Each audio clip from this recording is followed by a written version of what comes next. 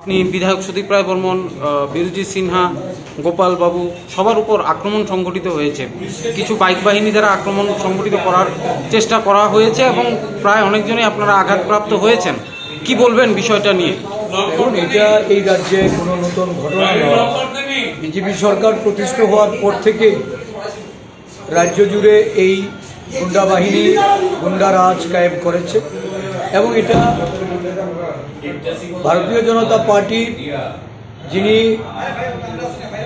মুখ্যমন্ত্রী, স্বরাষ্ট্রমন্ত্রী, ওনার সৌজন্যে, ওনার স্নেহস্পদদের দ্বারাই এই ধরনের ঘটনা একটার পর একটা ঘটে যাচ্ছে এবং সম্পূর্ণভাবে জনসমর্থন হারিয়ে এখন তারা কিছু মাসুলম্যানের দ্বারা ক্ষমতায় আঁকড়ে থাকতে চাইছে। শাসন ক্ষমতায় ফেরার জন্য তারা এই বাইক বাহিনীকে কাজে লাগাচ্ছে। এটা দুর্ভাগ্যের যে এই রাজ্যের রাজনীতিতে আগে কখনো আমরা এই জিনিস লক্ষ্য করিনি বা দেখিনি, বা আমাদের কাছে এটা একটা নতুন অভিজ্ঞতা। জয়েনিং প্রোগ্রামে এই ধরনের হামলা আগরতলা শহরের মধ্যে, খুদ মুখ্যমন্ত্রীর বিধানসভা নির্বাচন ক্ষেত্রে মুখ্যমন্ত্রী, এই রাজ্যের স্বরাষ্ট্রমন্ত্রী, ওনার যে ব্যর্থতা এটা আজকে প্রমাণিত হয়েছে।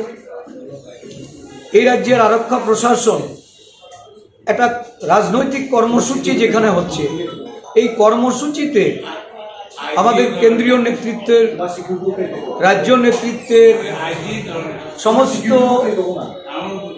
অধিকাংশ নেতারাই সেখানে কর্মসূচিকে সফল করতে তারা উপস্থিত হয়েছিলেন।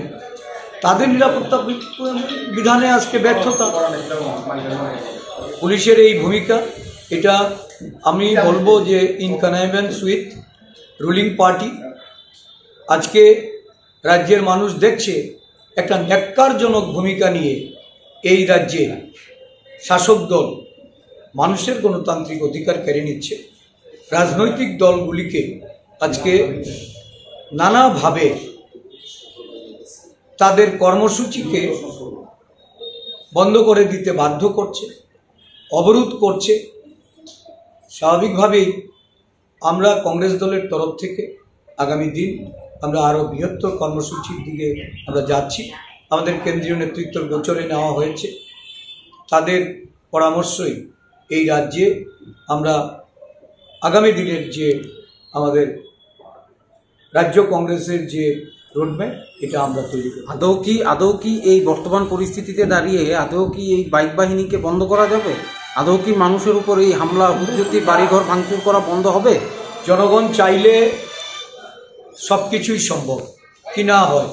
আজকে তো বিধায়ক সুদীপ রায় বর্মনের উপরও আক্রমণ হয়েছে, ওনার হাতে পায়ে আঘাত লেগেছে। দেখুন, একটা জিনিস, এরা এই রাজ্যে এর আগেও বিভিন্ন রাজনৈতিক দলের নেতৃত্বের উপর আক্রমণ হেনেছে। রাজ্য জুড়ে একটা ভয়াবহতা, সন্ত্রাসের রাজনীতি তারা শুরু করেছে। এটা অচিরেই শেষ হতে যাচ্ছে।